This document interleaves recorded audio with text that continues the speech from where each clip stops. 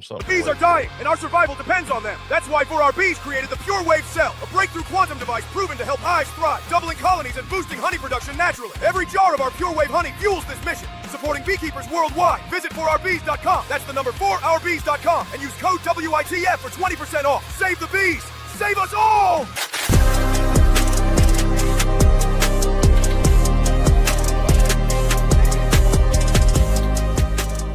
Where in the Folk is not and should not be viewed as a news source. Any names, places, or likenesses mentioned are purely fictional, and any information discussed is purely speculative. Guest opinions are their own and do not reflect those of anyone else. Where in the Folk is not responsible for content accuracy of any stories that are told or what people do with these stories. This show is vulgar, sometimes graphic, and due to its content, it should not be viewed by anyone actually.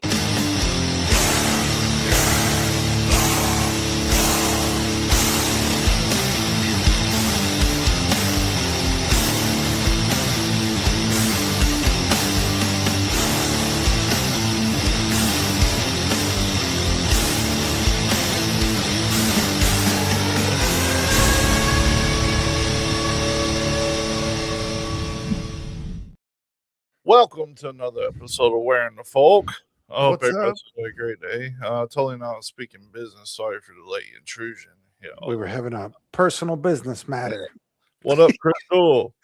What up? So, thank you all for joining us. We're going to be talking about the missing million. How does it feel to be in the presence of the OGs, the not? Yeah. It's not often that you get the Bash brothers from the Mighty Ducks. Yep. It's going to be fun. Morgana let us loose off the chain, the not. Yeah. What's up, Alan? So tonight we're going to be covering, strange disappearances, some not so strange, covering how these could possibly occur. We was going to call it the missing 401, but we have our qualms with that guy. And just a little backstory to that. We don't hate that guy for no reason. So, we've talked to some really famous people. Oh yeah. Over the years, we're 6 years into this, and we've talked to really, really famous people. We've talked to people before they're famous. And, usually when we approach somebody cool to be on the show, we're like, hey, we've already talked to all these people. Like, we're used to talking and socializing with the upper echelons of the conspiracy world. Yeah. And the dude that made that show was like, why would I get on your show when you only have this many subscribers on YouTube? And granted, this is why we were still being like fully shadow banned on YouTube too. So we got beef because we wasn't trying to make money. We don't do this for money, but we just wanted to talk to the man about his firsthand experiences, or even somebody from his team. I'd honestly care less who we talked to. Somebody involved in the project, and they laughed us out of the room. So that left a bad taste in my mouth. Yep. But I don't give a shit. Too strong. He's all right. But yeah, so we're going to be talking about it. Let's get to talking about it then. While you're doing your thing, have you heard about the disappearance of Dennis Martin? Have you heard about this in 1969, the Great Smoky Mountains National Park? You sound like when TikTok's on 2-speed. So it was Father's Day weekend in 1969. The Martin family was camping in one of the most visited wilderness areas in America, yet one of the most deceptive. The Great Smoky Mountains, which they are beautiful, boy. I love the Great Smoky Mountains. I like going down there. Probably my favorite national park. It's a Myrtle Beach of the mountains. Hell yeah, it is. Pigeon Forge especially. I thought Myrtle Beach was the Myrtle Beach of the mountains. That's where everybody goes. That's what I'm saying. The non-beach Myrtle Beach is Pigeon Forge. Yeah, that's true. It's the Disney World of the mountains. 6-year-old Dennis Martin was playing a simple game of hide and seek. The plan was harmless. Dennis and a couple other children will sneak through the trees and jump out and surprise the adults. Surprise! A prank. Something you expect from kids in the woods, but Dennis never came back. At first, nobody panicked. It had only been a few minutes then 10, then 20. His father began calling his name. Dennis, he says. Other campers join in, no answer. What makes this case so chilling is how fast everything escalated. Within hours, it became one of the largest search operations in National Park Service history at the time. The FBI was involved, the Army was deployed, the Green Berets even chimed in a little bit. Still nothing. Yeah, it was a big deal. The area where Dennis disappeared wasn't vast, trackless wilderness. It was near Spencer Field, a popular spot along the Appalachian Trail. People were nearby, families, hikers, which raises the question, how does a child vanish in broad daylight surrounded by people? Then came in the sightings. A family camping not far away reported something strange. They claimed they heard a scream, sharp, sudden, then saw a man moving through the woods fast, almost unnaturally fast. He was described as unkept, possibly Like wild, dog man. a wild man. Not dog man, a wild man, carrying something slung over his shoulder, something small. By the time searchers reached the area,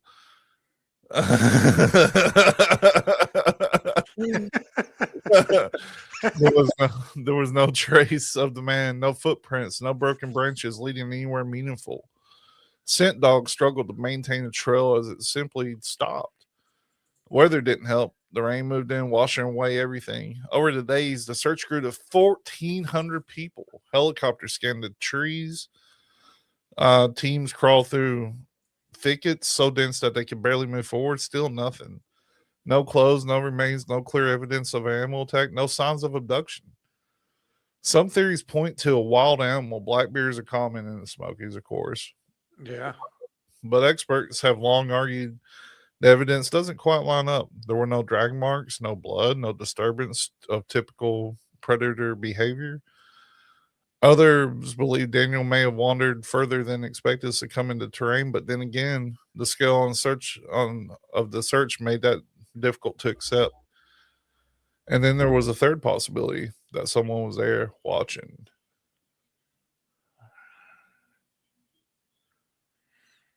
Yeah. Good. I mean, it's kind of weird when these disappearances happen like this because even with animal attacks and things like this, there is evidence, there's blood, there's something, but in these kinds of disappearances, what happened? Nobody ever knows. He was never found. No remains were ever found. It's weird.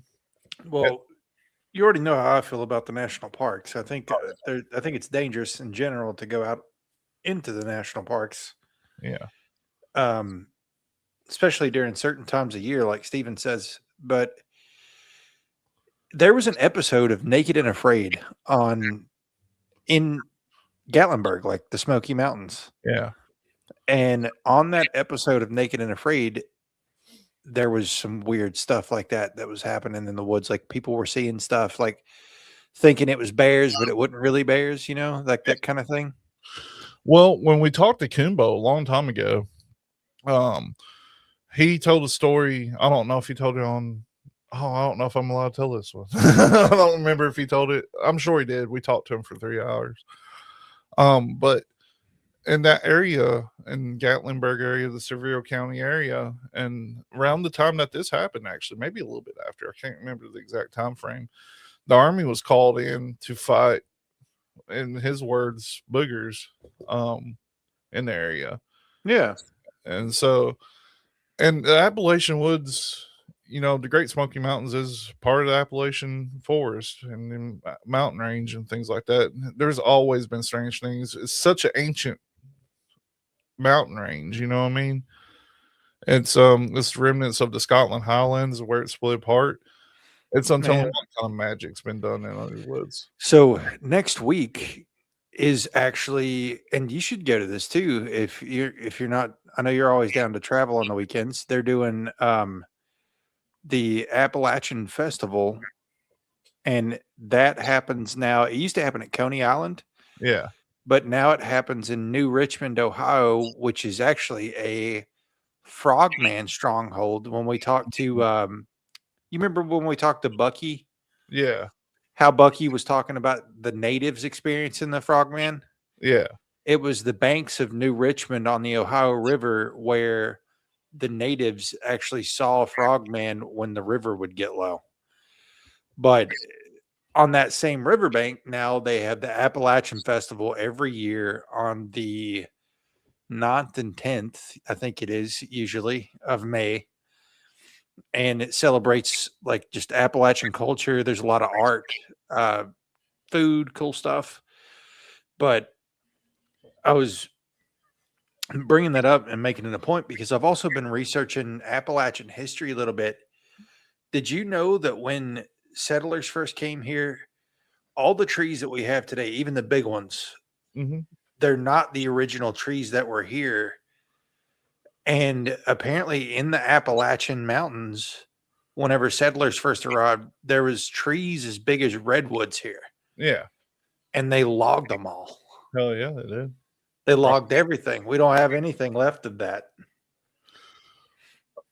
We have one of the biggest variety of trees, though. That's still. true. Yeah, that's true. I just mean like it looked like the old, like ancient world before they logged everything. Yeah, it was natural untouched. The natives, they didn't really do anything unless they needed to.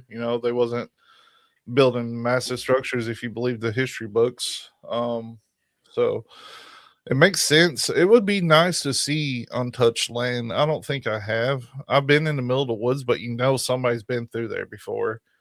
Yeah, there's real old pictures of when they loaded those logs on trains, and it really was like the logs were as big as redwood trees. I wonder what they were. Pines, Could have been anything. Sycamore. sycamore. You can't Actually, I believe there's a note from George Washington talking about how big the sycamores were in Appalachia. Nice. Those are the trees that grow close to water that have like the white and off-colored bark. Yeah, they're everywhere. You remember that little nature reserve they built when we were kids at our elementary school? Yeah. That was stupid. Is it still there? It looked like I went up there a few years ago. It looked like it was completely grown up. Okay. So I wonder if that pond ever filled in. They spent all this money to build a pond and it could never hold water. That was That's true. I forgot all about that. It was one of the funniest things I've ever seen in my life. It was because our 5th grade teacher, it was supposed to be like conservation. Mm. Yeah, conservation. I was there when they started building it, and I made a poster. I drew it, and I won first place. And then they questioned the validity of my drawing because they was like, he couldn't draw this, because I was like in 2nd or 3rd grade. I was like, I totally drew that.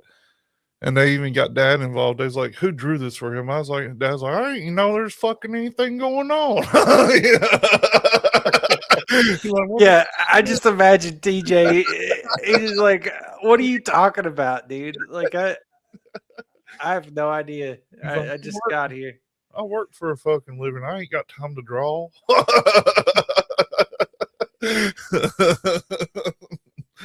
But yeah, that was fun. What have you got, brother? What you got? I got some short ones. Yeah, you do. And something that I do want to get into is some theories. Like, both of us talk through some theories about just how many. That's kind of the title of the show, is the missing millions. It's estimated that up to 8 million people globally go missing. Oh yeah, and that's an astronomical number. That's a state's worth of people every year that just disappears. And a good majority of those millions are children. And some of that has to do with trafficking. But even at trafficking levels, that's still just an overwhelming amount. Yeah. I mean, there are places that have crazy terrain, What up, Ronnie? What up, Ronnie? Whoop, whoop. But there are places that have crazy terrain that a kid can just walk behind a bush and be gone. Never found again.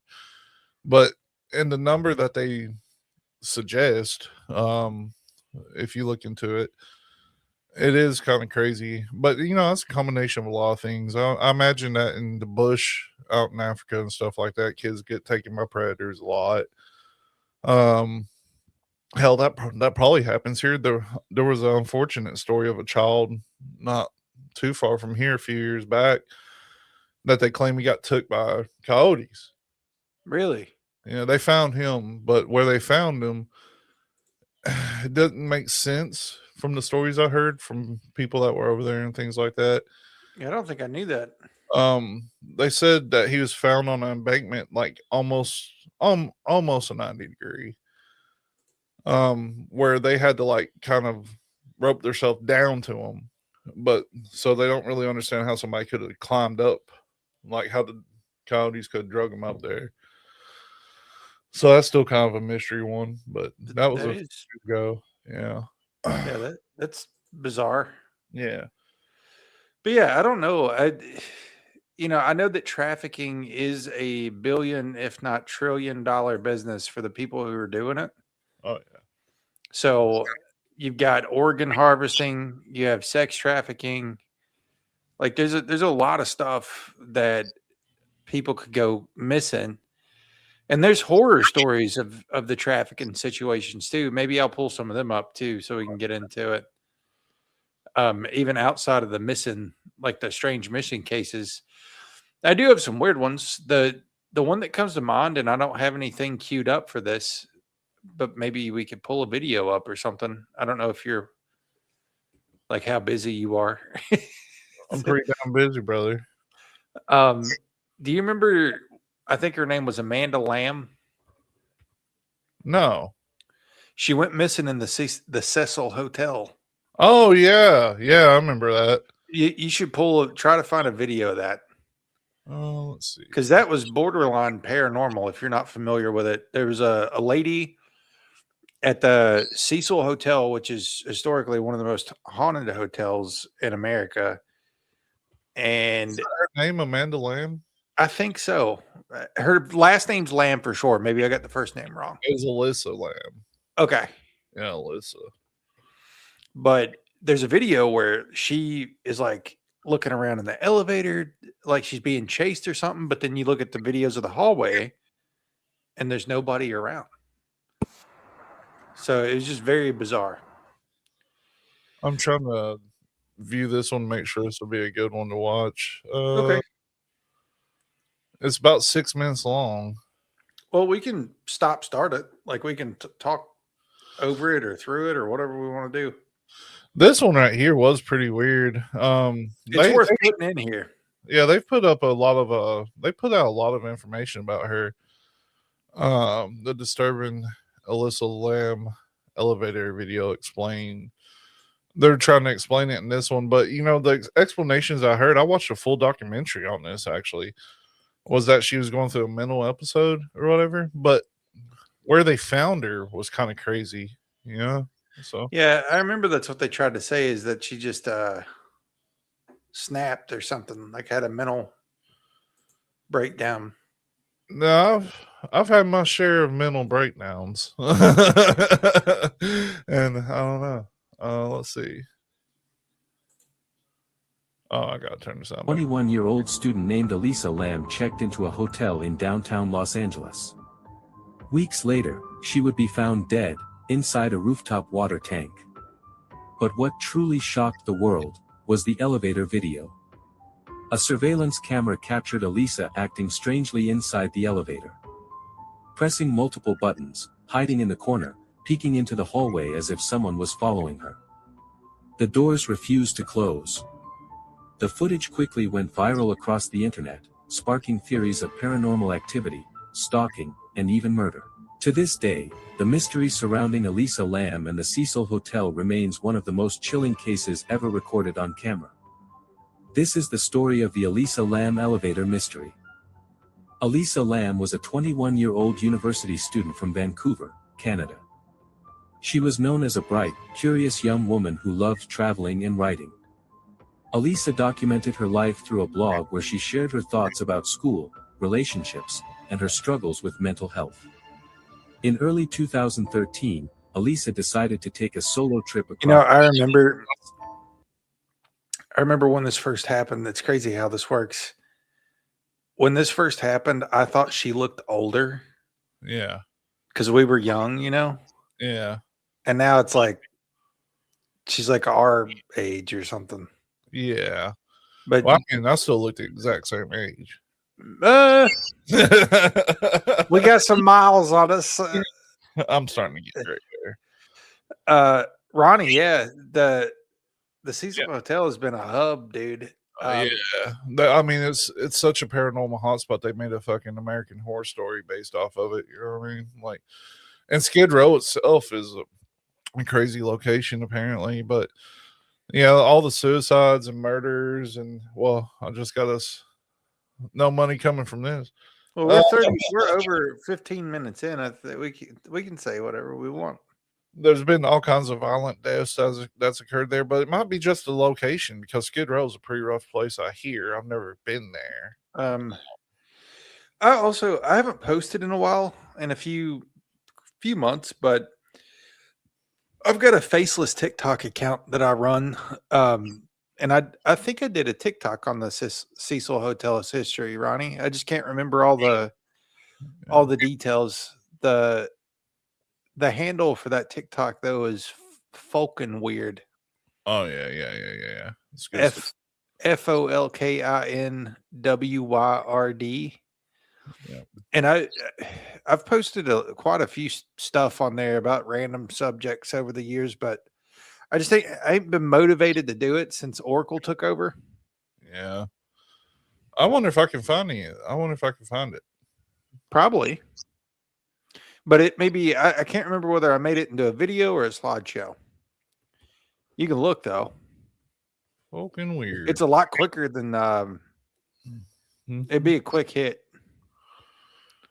Dude, some of these have thousands of videos. There's one of these that's got 39,000 views. It's because I make the best. No, I don't know, dude. TikTok works different. Some of them's got a lot of views. Yeah, I've got tens of followers on there. Some of these have been removed too, by the way. And I think this is one of the ones that's been removed. Share the screen. Maybe I named it something different. Right here.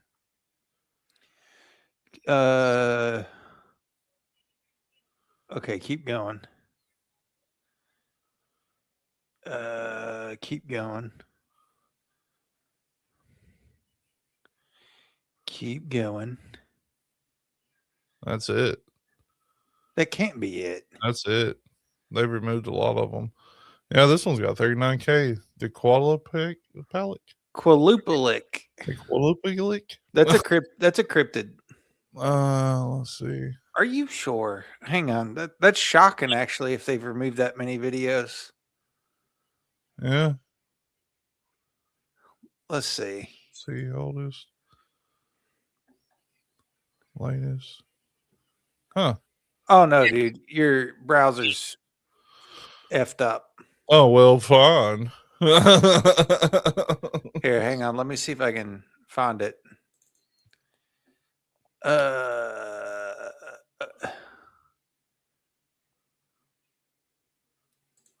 Hang on. But the Cecil Hotel, I mean, it was built as a luxury hotel, and I think it just fell into a bad situation. Oh yeah, yours has a lot more stuff than mine did. Here it is. There it is. Play it with sound. The Grim Reaper was the most frequent guest at this infamous hotel. In the heart of downtown. Keep in mind, this is almost 2 years ago when it was called voiceover videos with AI. Yeah. The Grim Reaper was the most frequent guest at this infamous hotel. In the heart of downtown Los Angeles, the Cecil Hotel loomed as a once glamorous beacon that over 9 decades transformed into a haunting symbol of darkness. Its story began in 1927, an era of opulence, but the Great Depression cast a shadow over its marble lobby. By 1947, the Cecil earned the moniker Hotel, with a series of tragic events, including the Black Dahlia's rumored presence. The 1980s and 90s brought notorious tenants, Night Stalker Richard Ramirez and serial Jack Unterweger. In a desperate bid to shed its infamous past, the hotel rebranded as Stay on Main in 2011. Yet the tragic demise of Elisa Lam in 2013, captured in eerie elevator footage that towed the supernatural line, renewed international scrutiny. Despite efforts to revitalize, the Cecil succumbed to rising property values in downtown LA, and in 2017, its doors closed, marking the end of a dark legacy. The tale of the Cecil Hotel echoes through the evolving cityscape, where the ghosts of the past lie in wait of the redevelopment. Let us know if you would have stayed at the Cecil, and as always, like, share, repost, and follow us for... Yep. That was back in like the Stone Ages of that stuff too. I think I could make a crazy video these days, but I mostly just, when I do post, I'm posting these slideshows now, like the Guidestones, the Qualupalik. This is a cool one. Crystal says it's a housing complex now. Like apartments? Yeah. Huh. Crazy. Oh. I was wanting to start doing my own TikTok stuff. And I was going to do it with my shirt off, and it flagged me for pornography. Trying to think. I think I see shirtless men on there sometimes. Just talking about how big my babies have got. Oh, yeah, maybe AI is saying your titties are titty, and then it's like these titties can't be man titties. Low income housing is wild. Yeah. I mean, with the history there, like Ramirez for sure stayed there. Oh, I know you would. Yeah.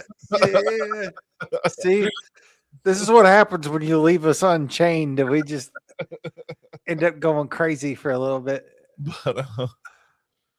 But I can't move forward. But yeah, we should do one over that. We should do a full episode of that. But everybody does it so much. The Cecil?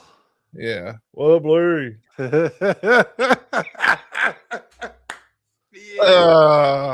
That's a good idea.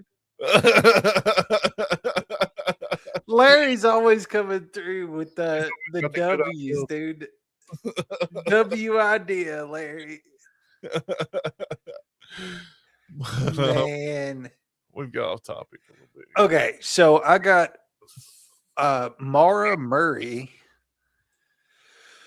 Okay, so on a cold Friday night in rural New Hampshire, Mara Murray crashed her car along a quiet stretch of road.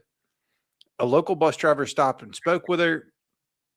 She appeared shaken. This is in 2004. She appeared shaken, but insisted she hadn't called for help. By the time police arrived just minutes later, she had vanished into the darkness. There were no footprints leading clearly away, no signs of struggle, and the surrounding woods were dense, freezing, and unforgiving. But it offered countless places to disappear. And despite many, many years of searches, tips, and theories ranging from accidents to voluntary disappearances to, the more paranormal stuff like cryptids and into the missing 411, no definitive trace of Mara has ever been found. And it just leaves a strange, abrupt gap in her story. I've got a bunch of these that are just crazy, but this is one that is really famous on TikTok. You can look this up. There's a guy named Brandon Swanson. This is in 2008.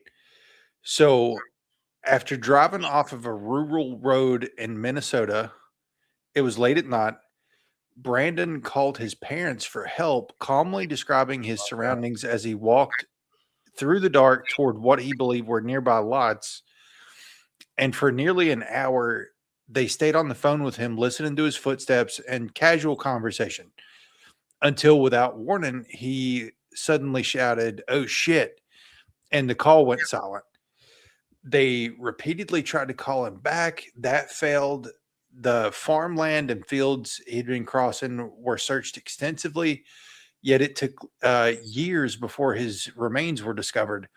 And even then, the precise moment and cause of whatever interrupted him remained uncertain. But there are some oddities with this. And I'm getting just a little bit of feedback. See, so I don't know if it's me or you. That's by me. And I also don't know if anybody's hearing it except for me because I've got headphones on, and maybe it don't matter. Yeah. But one weird thing is the property owner did not want anybody searching the property for this kid, which led a lot of people to believe that there were some nefarious things going on with that dude in particular. Yeah.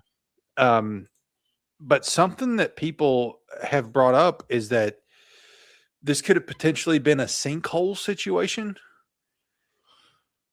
That that a sinkhole may have opened up in this gentleman's property. He fell in it. The farm owner finds him in a sinkhole and didn't want to be like liable for something like that. Yeah, and there was also a thought he might have slipped into the river or something like that. But it's really strange that he was walking toward lights he had seen. They said that the witnesses said he was drinking and stuff like that. But even then, they said he hadn't really consumed enough to be visibly intoxicated. So I mean, it's really a terrifying tale about this kid. Like, I don't know. It could be a number of things, but this is one of the ones that I've always thought was really suspicious because you always hear about people being abducted and things like that. This is a big thing in the 411. People just randomly disappear and turn up. The remains will be miles and miles away from where they were thought to be in strange circumstances. I believe there's even been tales of people with different clothes on. Yeah. So it's really weird. It's a strange one. Yeah. I just think I just think it's so weird that the property owner was weird about letting him on to look for him. Yeah. I don't know. That's the only thing that makes it seem like less. I get the lots, like walking toward the lots or what have you, but that part about the property owner just makes it feel less paranormal and more, like they were hiding something. Yeah, and the strangest thing about it all is when he said, "Oh shit," the phone was still on. His parents could still hear, and they didn't hear footsteps or splashing water, things like this. They just heard silence, and so they hung up and tried to call back. They tried to call back. They tried to call back, and never heard from him again. Of course. So how terrible would that be as a parent, though? Horrible. To be on with your kid and just having casual conversation for over an hour and then just dead silent while you're actively looking for them too, because they were actually out in the area trying to find them. Like while they were talking to him, like, "Oh no, where you at?" It'd be the most hopeless feeling that you could ever have, I would imagine. Yeah. Like, that's a strange one. I got a couple more of those. You just let me know if you want to hit one. I don't feel like reading right now. You want to hit one more? Yeah, hit one more. Okay. So the next one is Bras Las Pisa. Las Pisa. Or maybe it's Las Pisa. But in the days before his disappearance, Bras's behavior became increasingly erratic as he drove across California. He made long, inexplicable stops, at one point sitting in his car for hours while assuring his worried parents that he was fine. Eventually, though, his vehicle was found crashed near a reservoir, its rear window shattered. All of his belongings were still inside the car. Blood at the scene suggested that he had survived the crash, but Bryce himself was gone.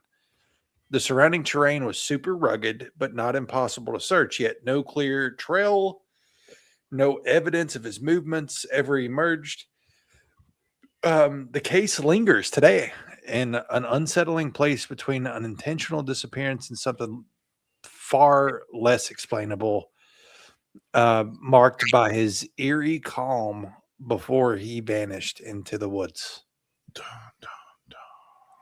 So that could definitely be a missing 411 scenario. And so could the next one. This one's another short one.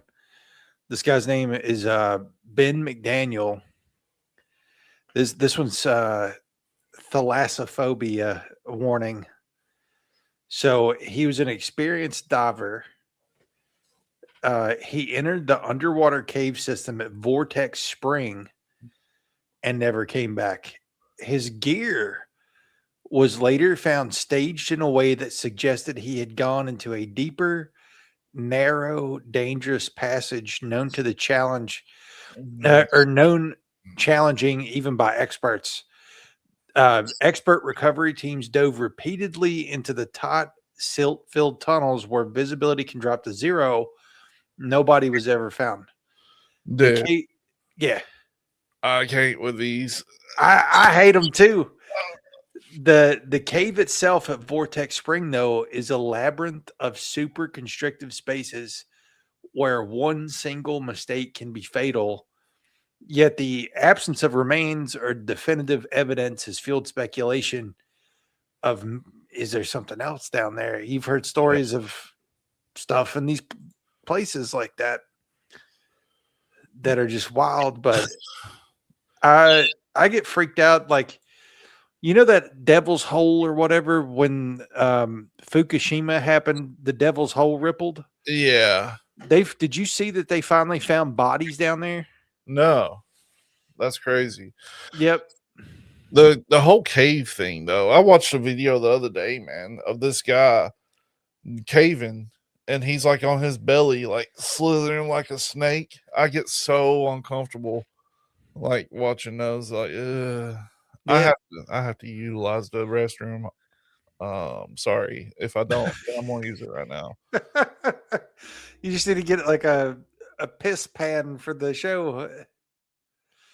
But anywho, so yeah, there's a lot of, if you're freaked out by caves and stuff like that, I've been rewatching. I know they gave me crap for this, but I rewatched the Devil's Hole.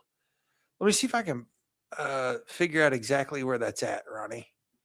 So this particular hole, they have they've done dye tests, they've done golf balls, they've done diving. Divers have disappeared. And then, like I said, when earthquakes happen on the other side of the world, this pool of water will ripple, which is very unusual. There's also a fish that is only unique to this pool of water. Let me see if I can find. Yeah, the fish is actually called the Devil's Hole pup fish. Let me find you a picture of it. It's the only place in this world where the fish exists. Let me grab. Ronnie wants to hear about the Devil's Hole. The Devil's Hole. Yeah. Is that what they call it nowadays? I was waiting on somebody. So there's the fish. You can see like the blue. It was in the water in the hole. This fish apparently looks like almost electric blue. But let me try to find a picture of the actual place. So it's Devil's Hole, Nevada, actually. And it is very small. But look at how ominous this looks. So imagine you're just cruising, you're out in a ravine, and in the ravine, you see this. You see just a pool of clear blue water. and this is algae, so the water runs up a little bit on that, and there's some platform in here that people have built. So that platform should give a little bit of perspective on how big this actually is. It's not small, but it's not huge either, and it's tucked in between this ravine. But this is obviously going to be alluring to any sort of cave divers, and a lot of divers that have tried to dive this just disappear. And that's why they've called it the Devil's Hole, but also they've never found an outlet. It's never been mapped, and it's massive. And stuff stuff that happens all over the world causes an effect on this pool of water, which makes no sense. So people have also speculated that this is some sort of entry point into like a, hollow earth, something like that. But look at how pretty and blue that water is. Those are as blue as Cecil's eyes. You said that they've found bodies in that? They have recently found bodies, but there are way more people that have disappeared into that hole that have not been found. I don't know what's happening there. Like getting sucked down. There's got to be a pool, yeah. Yeah. Because they've done like dye tests. The dye disappears. They've done the ping pong balls, golf balls. They've never found an outlet for this. I think that's a similar story to Short Creek down here. That's a place I feel like people could straight up disappear. And that's not the only Devil's Hole either, as Cecil was saying. There's also, this is called dun dun dun. Let me get the picture pulled up. Do it. There's a lot of hell holes around the states. This one isn't chill though. This one's very the opposite of chill. So this, I believe, is in Minnesota. Sorry for all the extra clicking. Click, click, click, click, click, click, click. This is called the Devil's Kettle. Oh, yeah. So this is a regular waterfall. And then this waterfall splits, and this half of the waterfall goes into an abyss.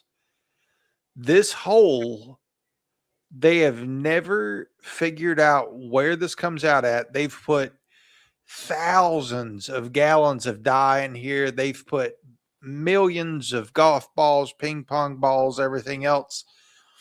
And never once have they been able to figure out where this hole comes out at in another body of water. Well, if you believe Jennifer's Body, the movie Jennifer's Body, it comes out in a creek or like a little side creek or whatever. They could, but even with today's technology, you've got drones that should be able to go up and see where any dye or anything like that's coming out, especially in the winter. It's just bizarre.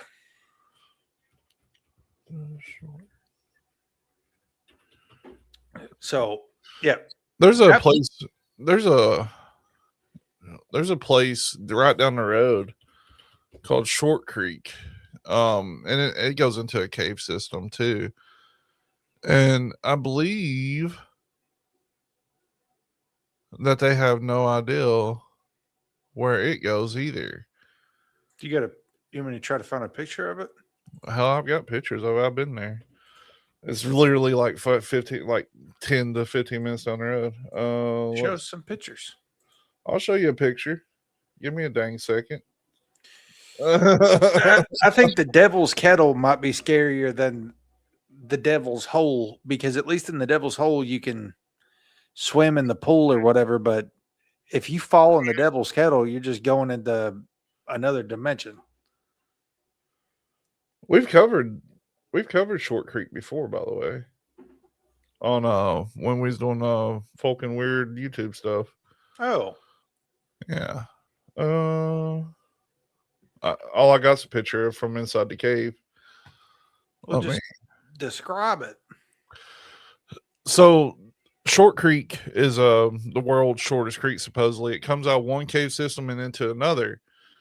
This is inside the cave. It's a lot bigger than it looks. I'm trying to find something for size comparison, but I think I don't have anything. I can stand up in there easy, and it's way above my head.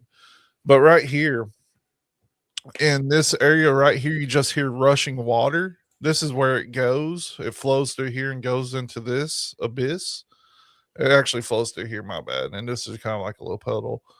But right beyond this dark, all you hear is rushing water. So it has to be going like descending down. And they don't know where that goes. And I can never get a picture past this area, even with lights. Like it won't take a picture past this area. So I need a bright light of some kind. I got you. And I would imagine that people's disappeared there. I wonder. Damn, Ronnie. I'm What's looking that? at this. This is the Devil's Punch Bowl in Ontario, Canada. Look at that. What the hell? That's wild looking. So, Ronnie, do you know if like this is deep? Like, do people try to dive that and stuff? That's crazy. Fucking weird. Yeah, that's nuts, actually.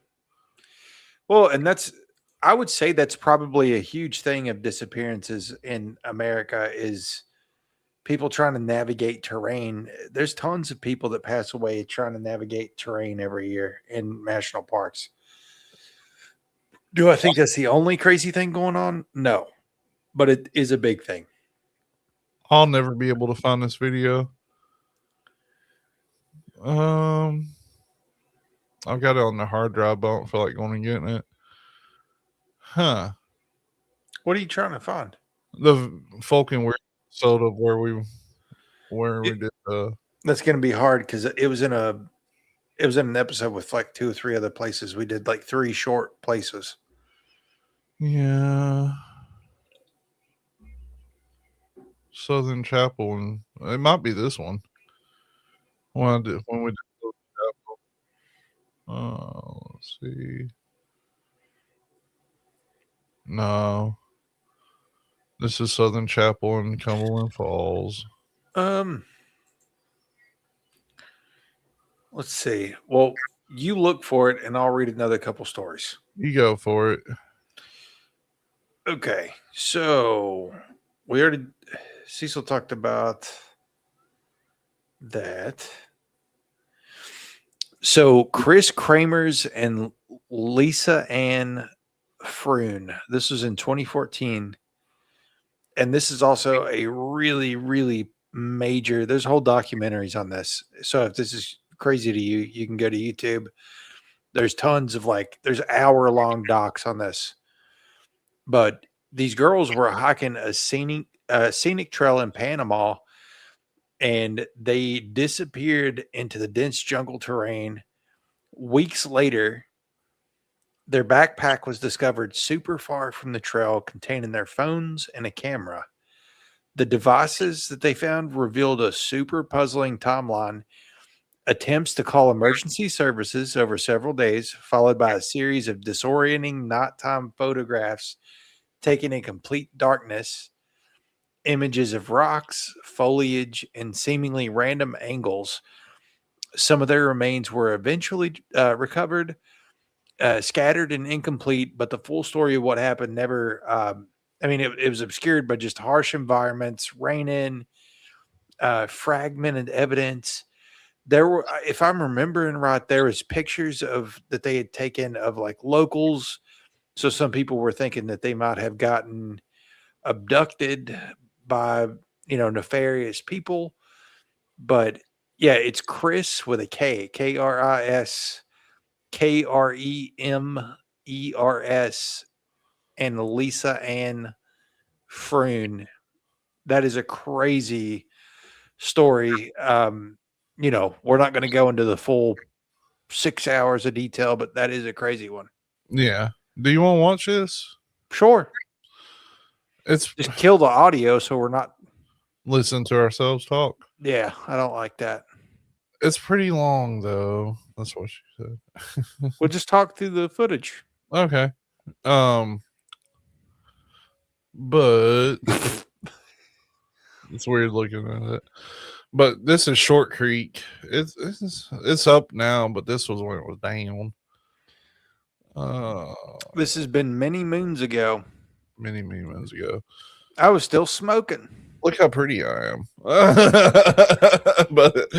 but I mean, these are areas like right there. It comes out of that cave and it runs the other way. It's pretty high right now, but sometimes it gets real low like this.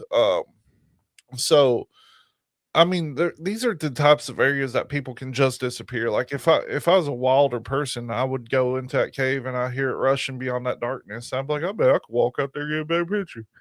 And then just a one false step and I'm gone in the abyss for the rest until I die. It almost looks like Mammoth Cave a little bit. Yeah. I mean, Kentucky has the biggest cave system in the world. I'm pretty sure. Actually, I might be wrong, but I'm pretty sure. Because Mammoth Cave runs everywhere.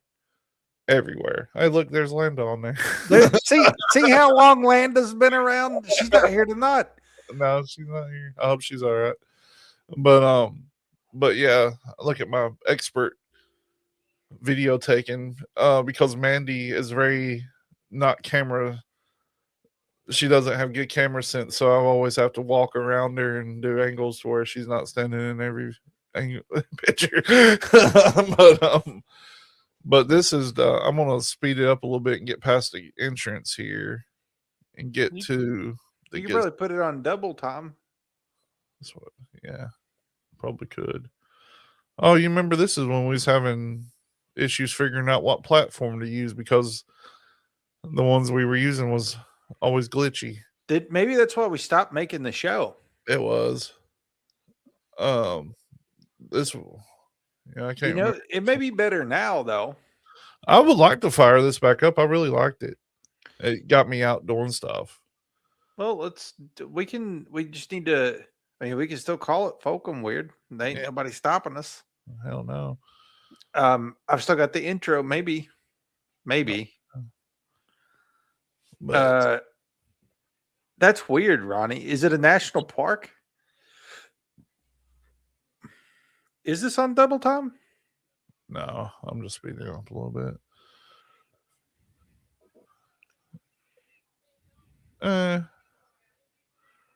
I hate that.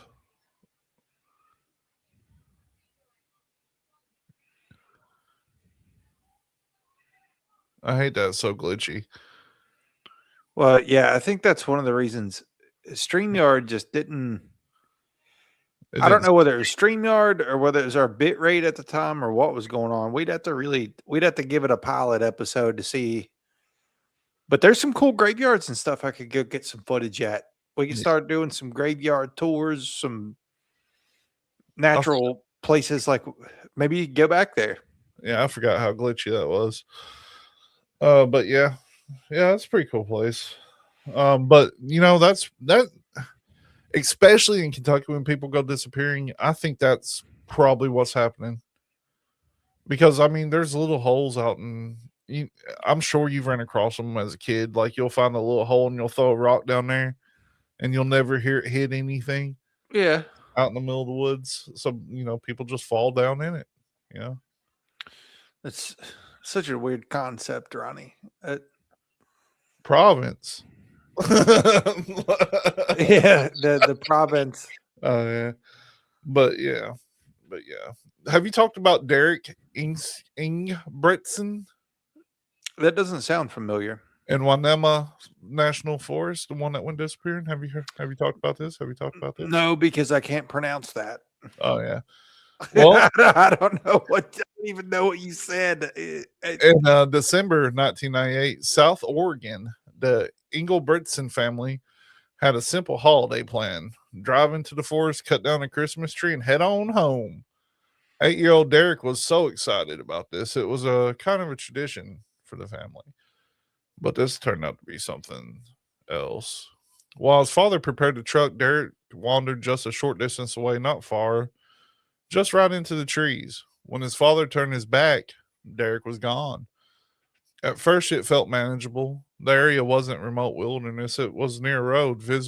Visibility was decent. Footprints in the snow would be easy to follow. And they were. Searchers quickly found tracks leading away from the area, small boot prints, derricks. They found something strange, though, a snow angel. So the kid stopped and, made a little snow angel right in the middle of the trail as if he just stopped right there to do it. Then he stood up and continued walking.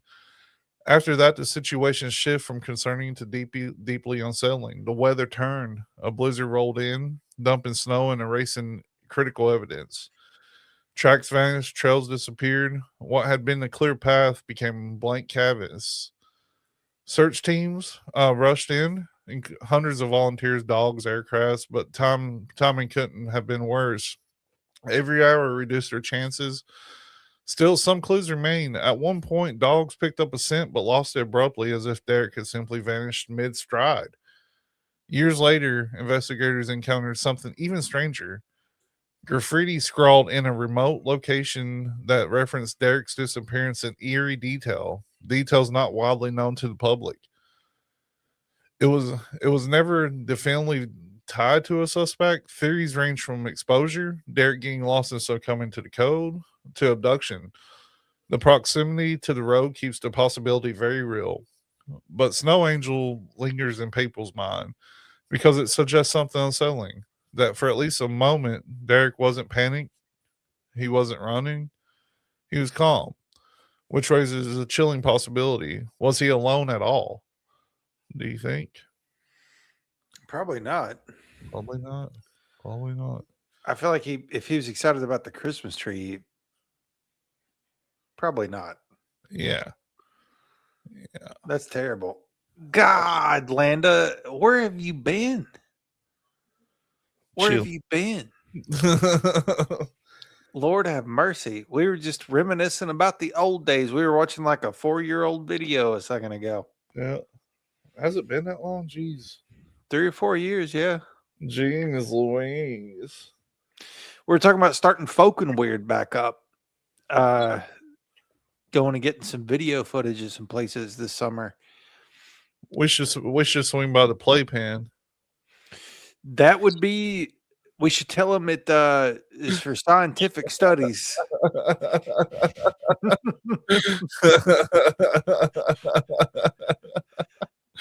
You're about an hour late.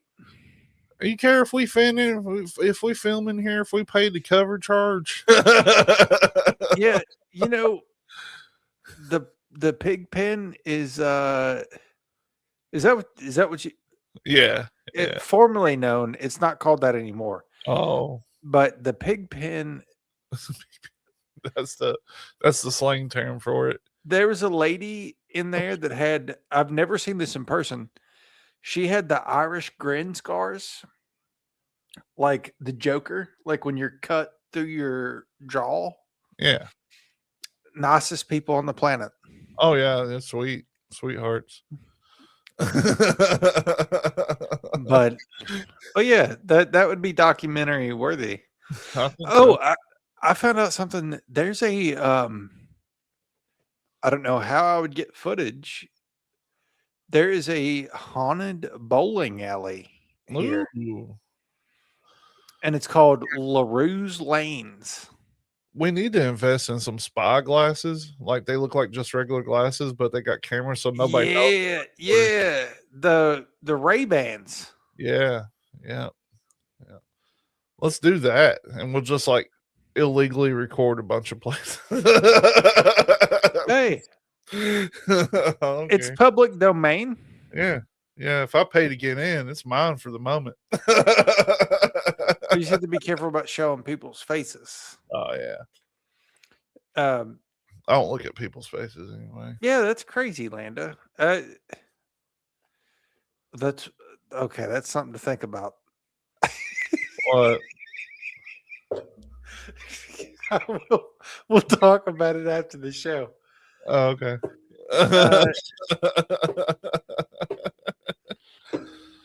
Let's see. Yeah, we were late though. Oh yeah. But I mean, with these disappearances, like the ones that really stand out to me are the triangle ones, like the Bennington Triangle. I hate to go back to that because we've done full episodes on those before, but that one, the Bennington Triangle, still lingers in my mind as one of the strangest. A lot of people talk about the Alaskan Triangle, but it's Alaska. You know what I mean? Well, yeah, the Alaskan Triangle definitely has more bodies. Yeah, but it's There's been Alaska. thousands of people go missing, if not hundreds of thousands. Yeah, I mean, well, you'll lose, but anyway, anyway, like the Alaskan Triangle is the whole state of Alaska, dude. So I mean, it's literally there is secrets. there's a lot of secrets. But I'm the joking, Bennington Crystal. Triangle, the Bennington Triangle is one that always kind of intrigued me because of the disappearances that happened. They did happen over a long time. I'm trying to get to the tippy top of the thing here. That's the reason I'm just vomiting out the mouth right now. But it happened between 1945 and 1950 is when all these actually happened. And it's up there in one of them New England towns. Show that picture. Which one? The state, the actual, like what the triangle looks like. Well, I gotta zoom out to do that. I gotta zoom out. There we go. I keep these pictures for myself, but here we go. This is a picture right here. So it's in a pretty, I mean, granted, it's in a pretty small area, and it's kind of strange that it starts at Manchester. But it's a completely different state. So, that's true too, Crystal. That's a valid point. People trying to leave abusive relationships, families, everything else. you know, not saying that I ever would, but it must have been pretty sweet to have the option back in the day. Be like, you know what? I'm tired, and just fucking go somewhere else and start over. That's out the door. Yeah, that's out the door. You can't do that anymore. There's flock cameras everywhere. There's artificial intelligence taking your biometric data. And really something that's bothering me, I know we haven't talked about the news in a while, but something that's really bothering me is the 2027 video that we watched last weekend, where they're going to, so in 2021, they put in a law to where by 2027, all cars have to have cameras that are able to detect whether you're quote unquote fit to drive. And if you're too upset or it thinks you're impaired or going to be a danger behind the wheel, your car won't start. That ain't cool. So, I mean, where does that stop? Like, you call into work that day and say, hey, my car didn't think that I was fit to drive. Yeah, I mean, we're 80% of the way to full control at this point. That's like straight out of 1984. Yeah. Yeah, I mean, we're there. We're really close. I don't know how much gas is now. When I went up the other day, it was $4.19 a gallon. What is it now? $4.99 here. $4.99. So I mean, they're trapping us in our locations right now with the gas prices. It costs more to do anything. They're trying to push everybody to full electric vehicles, is what it feels like at this point. You ain't unsubscribing to nothing. I know where you live, Landa. But my whole thought process behind it, I know there's a conspiracy around it that, you know, this whole thing with the straight and everything is to try to get people dependent on our resources, and when they get dependent on our resources, everything's going to go down to $1 gasoline and things like that. If history's ever taught us anything, it doesn't go down.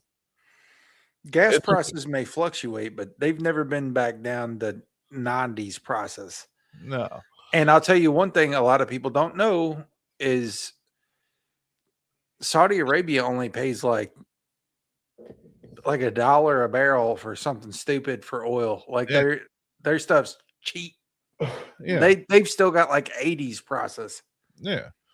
Yeah. I mean, places over there are doing way better than we are when it comes to gasoline prices. The cost of living, come to find out, in a lot of those more fancy locations. And I lashed out because I was worried. um, and in Dubai, they have no tax. Yeah. Ain't that crazy? One of the most advanced cities in the world, no tax, none. So I mean, here we are, paying 40% of our money back to the government before we get paid. Then we go out and we buy shit that we pay more taxes on. We purchase gas that's going to be, unaffordable. It already is kind of unaffordable. Housing market is going through the fucking roof. You can't find a house that used to cost $70,000 not even 10 years ago costs you $300,000 now. It's desperate times. It seems like it's a little rough. So, And we got in on our mortgage. We got an exceptional interest rate, and every single fucking day they call us. You should refinance. Like, I'm not refinancing shit with your interest rate that you want me to refinance with. You're fucking crazy. yeah. So I just looked it up. Saudi Aramco is always roughly half of whatever we're paying. Right now, their gas is $2 a gallon. Yeah. That means when we were at $2, they were sub $1 a gallon. And I don't see any way out of it at this point. I really don't, because good night. Well, and I have a good reason. The last time one of our longtime viewers didn't check in, he was dead. So, I'm scarred from that. That's true. Yeah, that's true. You made me sad. But I mean, I don't see any way out of it at this point. Do you? I can't comment on that. Well, I mean, it don't matter it don't matter who's going to be sitting in whatever seat they're sitting in. It's the same old shit. Everybody's in it together somehow, some way. Food's becoming unmanageable, unaffordable for a lot of people. Dude, a damn cheeseburger. We went to a place, I guess, oh my God, Wednesday, that used to cost like $17 to eat for two people. It was $33. I got to show you this video. Hang on. All right. You got me on one. I'm starting to get fired up. I'm starting to get pissed off. That's the reason we quit talking about this stuff. The news and stuff. The news was getting depressing. It was getting too depressing. After the big Epstein swing that we did, it was abysmal. Like, I see stuff every single day that I'm like, if we were doing news episodes, this would be something. And don't ever forget that they know, and there are patents and there are inventions that would make a gallon of gas go 100 miles. Yeah. And they just don't want to release it. And that is all in the purpose of being in full control.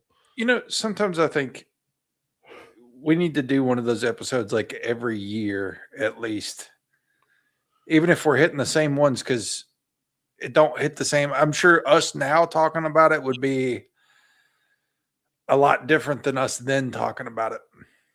Yeah. I mean, hell, even buying ingredients now is ridiculous. Like, meat is becoming unaffordable. And they're saying, oh, we're running out of meat, blah, blah, blah. It's because you're killing all the farmland. And it's amazing to me that all these tech billionaires and stuff were talking about this climate change and stuff until AI developed. And now they bought all the farmland and they're building massive AI centers, which, I mean, AI, I use it. I'm one of the people that use it. Dude, I saw. So this company bought a plot of land in Ohio. They paid like something stupid, like $1,000 an acre. And the shell company was connected to another big company related to data centers. that company paid $100,000 an acre to the shell company to feed money back in. And now they're building one of the biggest data centers in America on that land. Yeah. But what I wanted to show is this gentleman. You may remember him from ruining Chipotle. Yeah. I saw this. This is a ditty. Just listen to how and what he says here. In some cases, a $9 experience does feel like you're splurging. And then what that means is Keep in mind, he's talking about coffee. we have to make it worthwhile, right? We've heard so much this year about the K-shaped economy. Fortunes for some Americans very different than for others. Is that not really something that's coming up in your sales?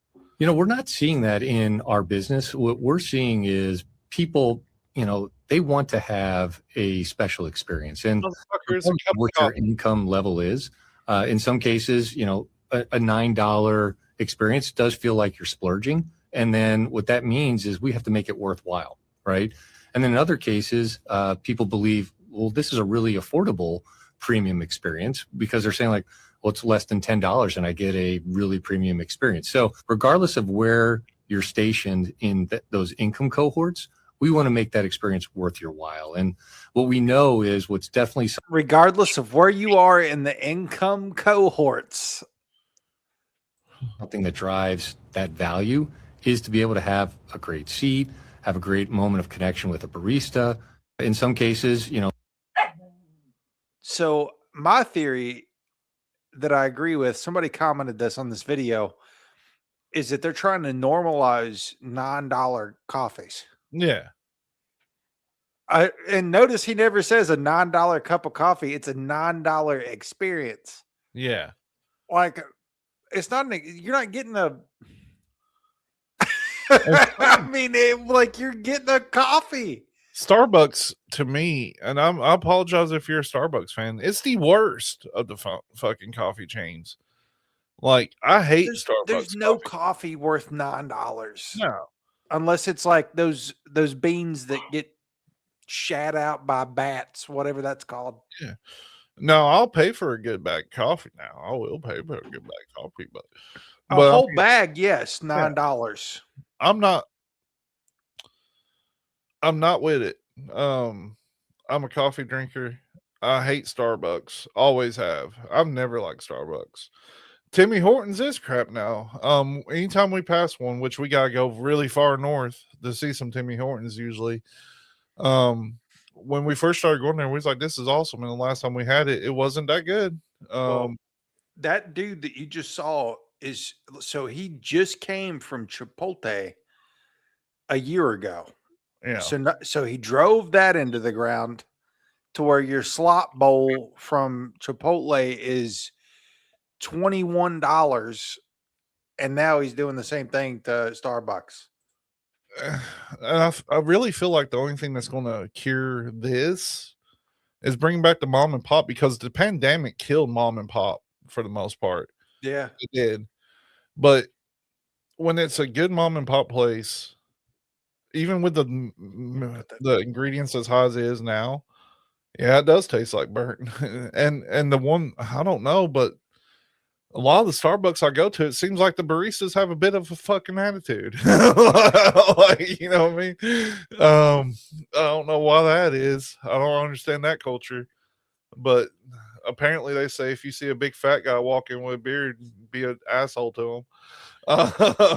I used to be the Orlando, like circa 2015, 2016. You could get like a salad bowl for like too much food to eat for $7. And now that $7-8 bowl is $20 because of that guy. And another thing that I've noticed a lot recently is tipping everybody. You got to tip everybody, like every single body. Like I wouldn't be surprised if I roll through Wendy's and they ask me for a fucking tip at this point. Like everybody needs a tip now. That blows my mind. There's a couple places that I tip well, and Barber Barber, yeah. Always tip well. Yeah. But if you're cooking nuggets and I'm picking them up at the window and I'm not sitting down for an experience, Yeah. I ain't tipping. If you don't want my shit to me, there is no tip. Like if you're not filling up a cup, if you're not walking the shit to me, I'm not tipping because that's a fast food experience. Yeah, that's what they're getting paid for. They're not making $2 an hour like a server. Yeah, exactly. You tip your servers. Wendy's here pays $20 an hour. Exactly. Yeah. Yeah. I mean, I tip my barber for sure. Yeah. I've always done stupid tips on hair because I'm crazy. I know I wear a hat all the time on here, but in real life, I don't wear a hat. I've got to the age now where I get a haircut once a year, and if it gets too long, I'll shave it. But I'm like in my Bobby Ross phase. Like I've thought about permanent, so I didn't have to get so many haircuts and waste money. No, I keep everything lined up. So in real life, I like to swoop the hair and stuff, and when I go get lined up, I tip like, I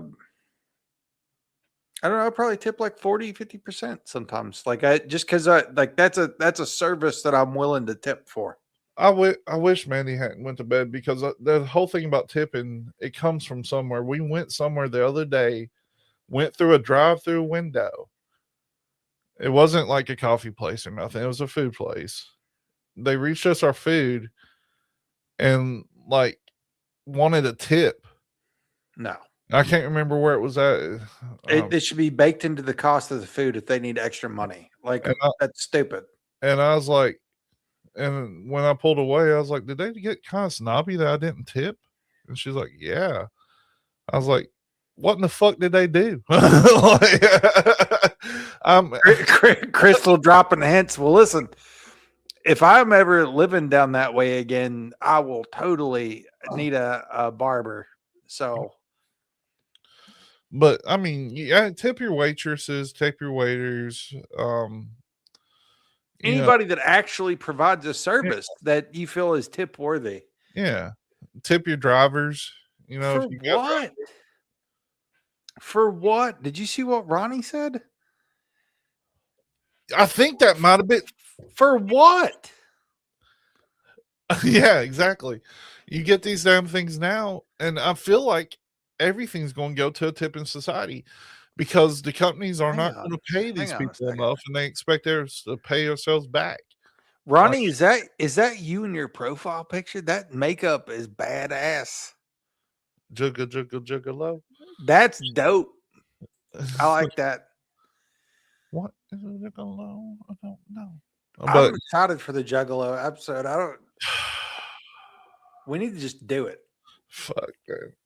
It's like I don't want to do it disservice, and it's kind of like anything. You know how I am with shit. If I read through something or I wrote something I don't like, I scrap it and start over. Dude, that's dope. Yeah. I'm manic like that. If something that doesn't seem right to me, I don't use it. There's a tattooer that I follow on TikTok, and she went to the gather and was like did to the teeth. Like she had the contacts that had X's in them. Yeah. And it was nuts. It looked crazy. That's awesome. I want to go to the gathering. I miss being like a freak. You remember back in the day when there were freaks? I was one of those. I had my face all pierced, like I look like I had both eyebrows twice. I had my septum, I had my bridge, I had corner lip, labrae, had big gauges. Well, I mean, I think at one point we would have all been classified as outlaws, but I was a scary. But yeah, I do remember. Bit wearing them ball chains and shit. You guys remember that? Anybody in here over the age of 36? That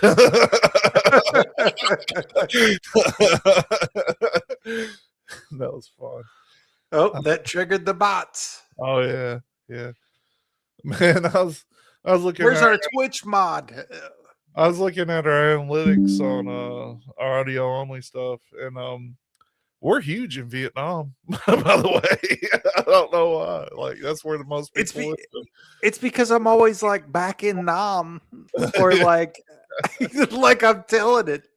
Yeah. I'm like, that's like being in Vietnam, dude. I Like wish we that could kind of thing. finish in Vietnam. We'll move to Vietnam. Yeah, we do have a cult following in Vietnam. Maybe they just can't comment. I don't know. Maybe that's where the bot farm is. Ronnie, if you knew where we grew up, being a freak in that area back in the day was it was new to people. We were It was- in rural Yeah. area, like very middle of nowhere. Yeah. Yeah. But I we had a scene. There was a scene. There was, yeah. Freak Fest. That might I have saw, been time. I saw a video the other day where it's like, no, kids don't call each other posers anymore because they're all posing. And people were commenting like, I got called a poser one time, and I still think about it 30 years later. Yeah. I like to think I helped develop that scene in Clay County when I was like 12 and 13. One of the first shows that was ever over there was one that I held. So it was pretty fun. Well, don't ever lose the spark, Ronnie. We're keeping ours alive. You just gotta, it transforms. I think I'm gonna grow my hair out and spike it up and dye it green again, and start wearing like ball chains again. Bring back the style, I mean, it's still alive and well. You just got to be in the right place. Yeah, that'd be fun. We fell off the rails. That's fun. I don't even know how we'll get back to it. Oh yeah. All of us. We should bring it back. I don't even see it in the metal scene anymore. Everybody just wears black shirts and camo shorts. Who am I?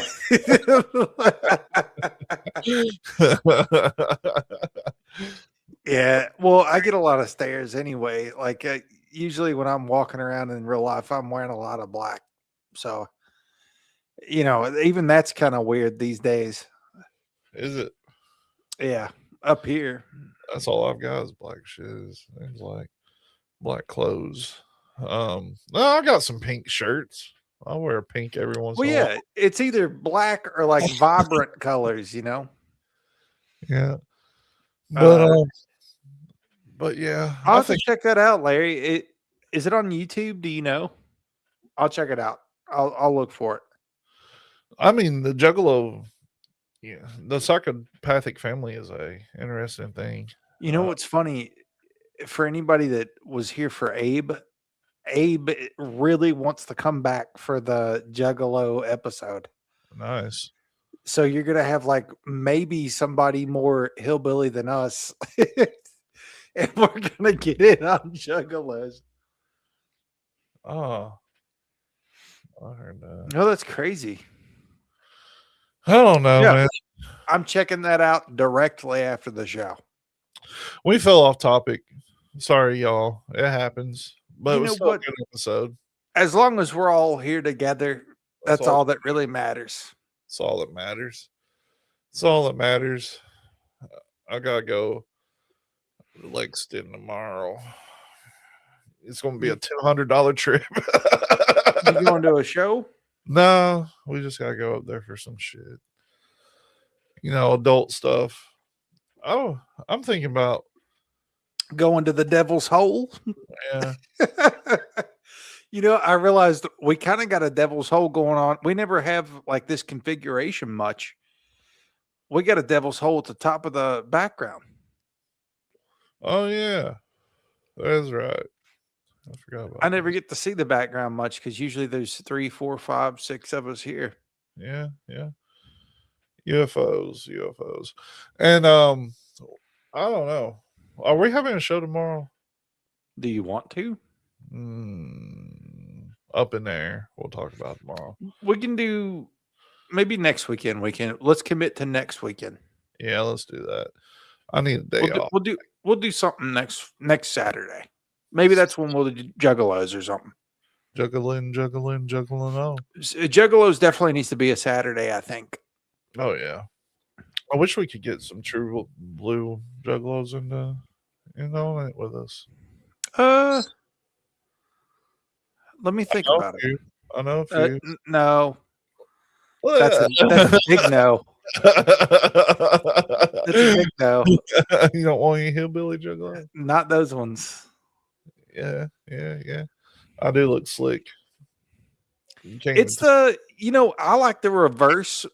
So sometimes he shaves like this, yeah. and then sometimes he'll shave the bottom and leave his mustache really long. Yeah, nothing screams keep your children away more.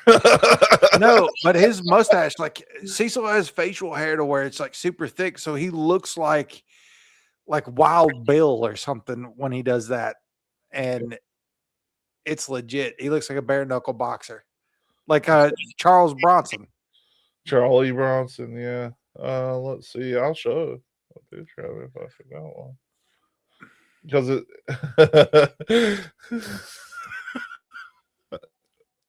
I don't take many selfies, but I do sometimes. Does that look like Charles Bronson? Yeah, you just got hair. If you shaved your hair off, dude, think about Show this. If you put this into GPT and you're like, remove the hair, remove the glasses, Yeah. that would be Charles Bronson. No. I mean, the scar gives a little effect, but no, that looks like somebody that drives a white van around that says free candy on it. I'm telling you. But I think we should just call it. I fell off track. I don't feel like reading anymore. What do you think? Well, I don't care. I'm just hanging out. Yeah, I'm just hanging out at this point too. Let's see. So, if you haven't bought any merchandise, we could do that. I know that you haven't because I haven't seen any emails. Yeah, there used to be some of me like that. The only man serving a life sentence for non-murderous crimes, by the way. What about that look right here? That looks like have you seen Dallas Green lately? No. That looks like Dallas Green, honestly. We haven't got to play D&D yet because nobody has emailed us to want to play D&D with us, and that's very upsetting. It's going to be a remote session, so if anybody wants to play some D&D, please reach out to us. We love to get a game started. I've already got my character sheet ready. No, you didn't, Landa. That guy's he's an Englishman. Yeah, right there's me when I was a little kid. But who's that? Is that Dallas Green now? Yeah. You could be his brother. Better. He looks like Ryan Hurst. Something you don't know about me. I love Dallas Green. I like Dallas Green, dude. He's the second Canadian that I love other than Ronnie. This is what I'm talking about bringing back, right here. Right there. Bring that style back. Slipknot shirts and green hair.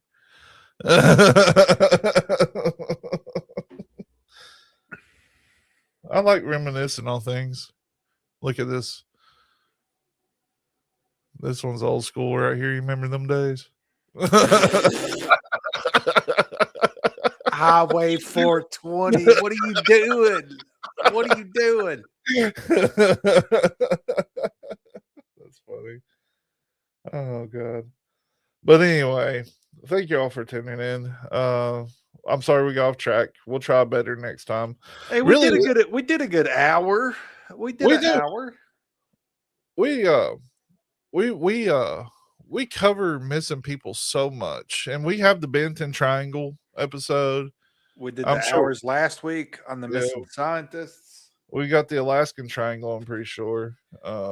We have all kinds of stuff in the archives about missing people and things like that. Hey, if we're not if we're not talking to people who tune into us, what are we even doing? Exactly.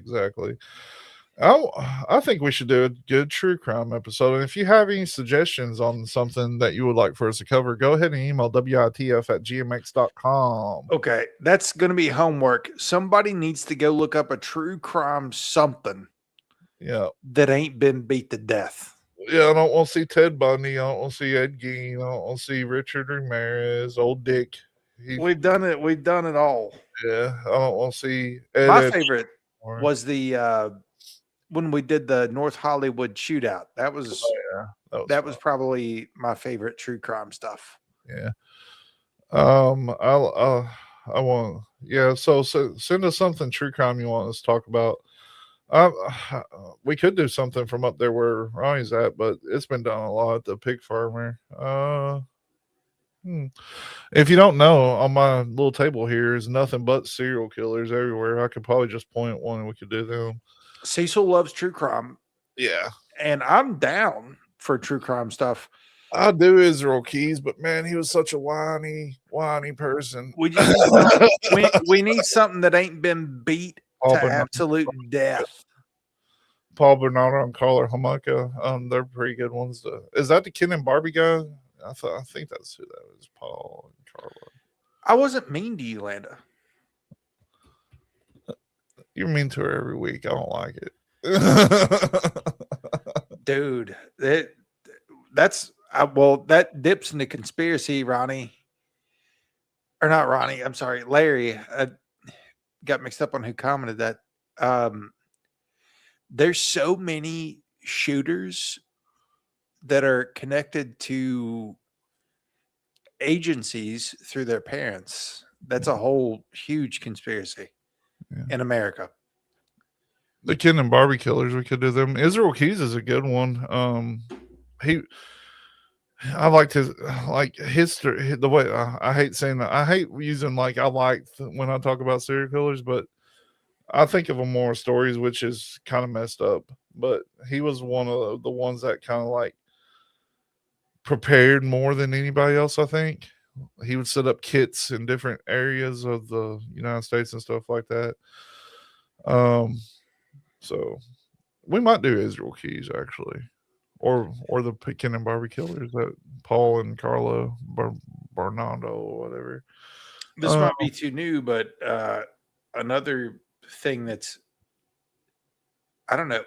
This just popped into my head because I planted a plant with the same name recently. Is Columbine. The timeline, the footage, that kind of stuff. Interesting fact, Crystal. We might actually be able to get up with him again. Anthony, that we talked to years ago, his dad worked the Israel Keys case. So that might be an actual good idea. Who? Anthony, gosh, what was his name? We talked to him forever ago. Me? We did. It was on the episode. Anthony. Yeah. You're positive that was this person's name? Yeah, he sent us his book and stuff. Let's see. I don't know how to check our videos on BitChute. I think it's going to be. We'll have to look after the show. That's fine. Yeah, we'll look after the show. But yeah, we might do that. You don't need to. This is the support group, Landa. Yeah. I'm sorry to say. So thank you all so much for tuning in tonight. We'll be back next Friday at between 7 and 9 p.m. we'll be here sometime. I'm liking the 8 slot. The 8 slot gives time to do some stuff after work. Yeah, I really like that too, because the 7 slot felt like I was getting straight off work, sitting down, eating real fast, and then coming in here. Because little does everybody know, I come in here an hour before to listen to music and whatnot. Because he's a lunatic. Yeah, I'm a little strange. But yeah, if you're new to the show, go ahead and like and subscribe. We'll be covering some interesting topics coming up here pretty soon. Anthony Tyler. That is not okay. Yep. I understand. Yep. I could probably get a hold of him. Yeah. But yeah, and go and buy some stuff. If you want to buy me something, email me and I'll send you. What are you talking about? I want a new shirt, damn it. What kind of shirt? New Get one. on Farmers Only or something.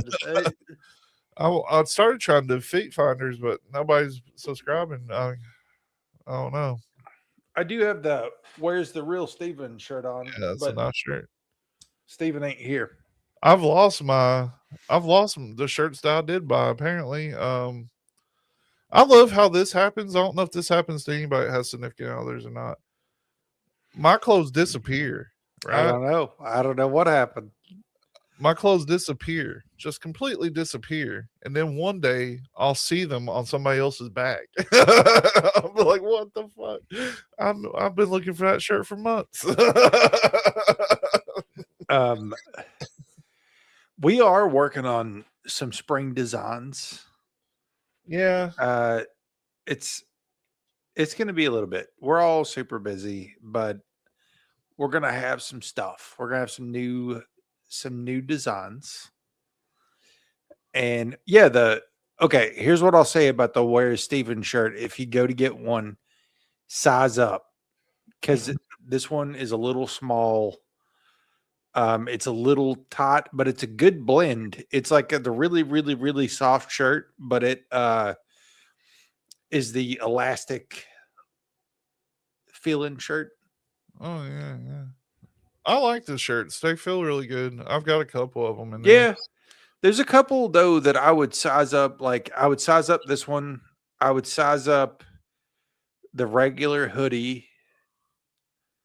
Probably. It depends. I like really baggy stuff. The Holy Bite. I need to go back and go through our shit because I'm looking at stuff that I don't remember ever talking about. The Holy Bite.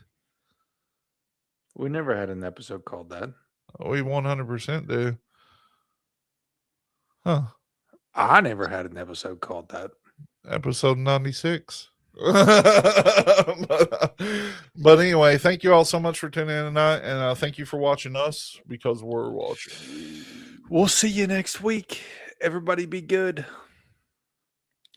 And